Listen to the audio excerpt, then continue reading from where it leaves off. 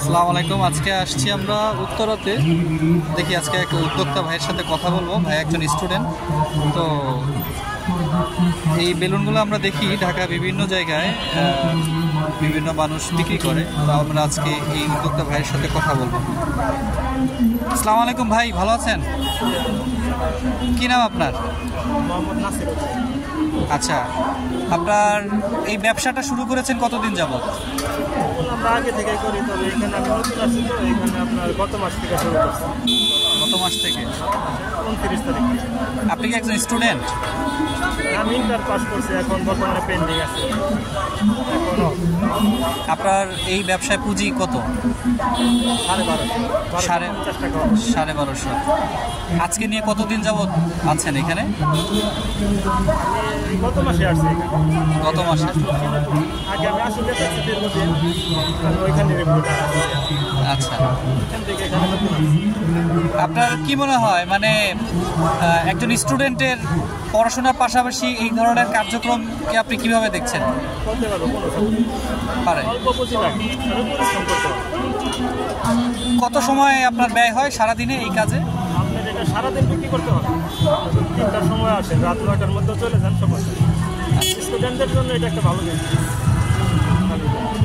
এটা সারাক্ষণ সময় দিতে হবে। নাইট ডিউটি করে, নাইট ডিউটি করার পাশাপাশি এটা করতে হবে। নাইট ডিউটি করলে সকালে চলে সারাদিন ঘুমাই, দুপুরের পরে বেলুন 5 ঘন্টা সময় দিচ্ছি তার হাতে চলে। আপনার এই কাজের চ্যালেঞ্জটা কি আসলে, মানে আপনাকে কোন কোন চ্যালেঞ্জ নিতে হয় এই কাজটাতে এসে? যাও সত্য, এটা বলা যায় না, এখানে ধোকা খাইতে হয় প্রচুর। হ্যাঁ, আমি 1200 টাকার মাল আনলাম, আমি বিক্রি করতেছি, টাকা আসতেছি, বিষয়টা এরকম না। এটা ধৈর্যের বিষয়, কারণ আরও বাকি আছে। তারা যে এটা বিক্রি করে কাছে কমে বিক্রি করা যায়, সিস্টেম আছে। ধোকা খাইতে হবে, মাল নষ্ট হবে, কমে ছাড়তে হবে, অনেক লোক সাথে সাথে আনলেন। সাথে সাথে যদি 1000 টাকা কাজ করেন, তাহলে তার কেউ মাটি কাজ করতে হবে। আপনার এই কাজে সর্বোচ্চ প্রফিট একদিনে কত হয়েছে? সর্বোচ্চ? আমি যখন আগে বেলুন বিক্রি করছি আমার মামার সাথে, মামার বেলুনের গ্যাস বেলুনের বিজনেস করে। আমি জামালপুর তুলসীপুর গেছিলাম মেলায়, ওখানে আমি এক জায়গায় তারা 27,000 টাকা বিক্রি করছি। 27,000? 50 টাকা পিস করে 27,000 টাকা এক জায়গায় দাঁড়ায় বিক্রি করছি।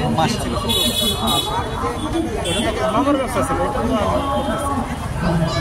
4 জন গেছিলাম তুলসীপুর মেলায়, ওখানে সর্বোচ্চ খারাপ।